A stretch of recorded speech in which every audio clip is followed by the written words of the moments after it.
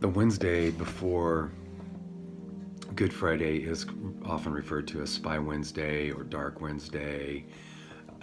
It's a time that we reflect on the moment when Judas pivoted in his relationship with Jesus and sought to betray him. And there's a story that sets up this Wednesday. It comes from Matthew 26, and it's part of our reading today on Holy Week. When Jesus had finished saying these things, he said to his disciples, "As you know, the Passover is 2 days away. The Son of Man will be handed over to be crucified." While Jesus was in Bethany in the home of Simon the leper, a woman came to him with an alabaster jar of very expensive perfume, which she poured on his head as he was reclining at the table. When the disciples saw this, they were indignant. "Why the waste?" they asked. "This perfume could have been sold at a high price and money given to the poor." Aware of this, Jesus said to them, "Why are you bothering this woman? She has done a beautiful thing to me. The poor you have with you always, but you will not always have me." Then one of the 12, the one called Judas Iscariot, went to the chief priests and asked, "What are you willing to give me if I deliver him over to you?" So they counted out for him 30 pieces of silver. From then on, Judas watched for an opportunity to hand him over. It's an interesting, a troubling story. One of Jesus' closest friends, followers, one that's in his inner circle, is disappointed with Jesus and looks for an opportunity to betray him.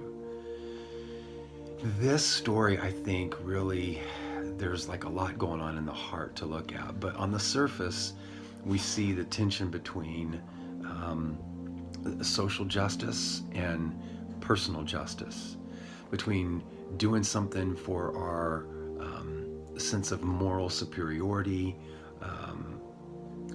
or doing things that are right for another individual.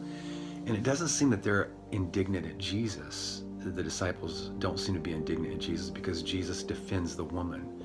It seems they're indignant at her, that they castigate her. And Jesus says, "Why are you troubling her? What she has done is a beautiful thing. I've just told you that I'm going to die. I'm 2 days away from my death. She is doing this for my burial. She is doing what is right and what is good."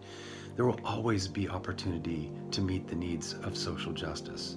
But this notion of worship, of personal justice, this is timely. It has a timestamp on it. And Jesus comes to her defense. I think when you dig deeper below all of that, you get to like the heart of the issue. That inside of all of us, there is a Judas that's seeking to be self-justified, wants to be indignant. But there's also inside of all of us this woman with the alabaster jar.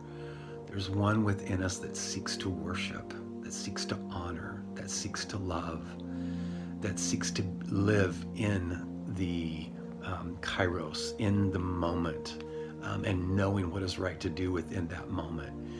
And these two battle against each other. And Spy Wednesday is a day for us to reflect on, what am I leaning toward? What is my price? Like Judas, his price is 30 pieces of silver. But the woman, her price, there's no price to it. She's willing to give everything, lay it all out there, this costly box. And one is worship and one is betrayal.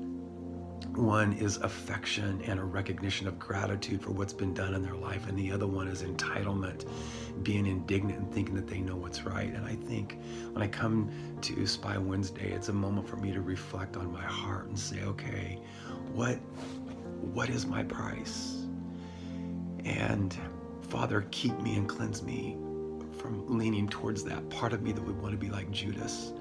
And let me identify with this woman that's willing to just worship recklessly, worship with reckless abandon, just place it all out there, because that is always pure and it's always right. And help me not make my social justice endeavors and activism, help that not become a god to me, because when it does, I will sell you out for my own sense of self-righteousness. So today we reflect on that, and in doing that, it's an opportunity for us to sweep clean our hearts, and for us to take what some refer to as Ugly Wednesday and sweep out the chimney, purify ourselves, and make ourselves ready for Christ and his coming within us.